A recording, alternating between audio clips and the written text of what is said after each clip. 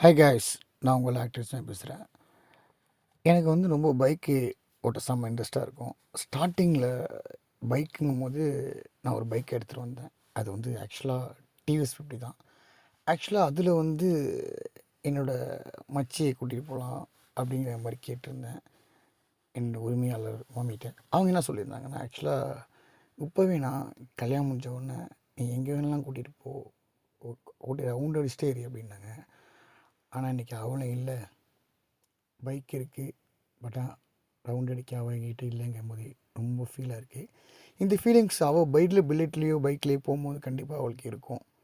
அது 100% இருக்கும். ஓகே, இந்த ஜென்மலலாம் அடுத்த ஒரு ஜென்மம் கண்டிப்பாக நம்ம 2 பேருமே பைக்கில் போவோம், இல்லை இந்த வருஷமே போவோம். இறைவன் எப்போ நாடி இருக்கானோ கண்டிப்பாக அது நடக்கும். ஓகே, அது காதலாக இருக்குன்னு அவசியம் கிடையாது, நட்பாக இருக்கும். ஒரு சமயத்தில் எமர்ஜென்சியில் நான் அப்படி ட்ராப் பண்ணுற மாதிரி இருக்கும். அதுதான், அவ்வளோதான். பட்டு இந்த ஜென்மத்தில் வந்து நீ என்னை பிரிஞ்சிட்ட பிரியலை அப்படிலாம் சொல்லலை.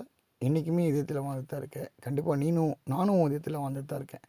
ஏன்னா பிரேக் பிக்கப் நீ பண்ணவே இல்லை, லவ் பிடிக்கலன்னு சொல்லவே இல்லை.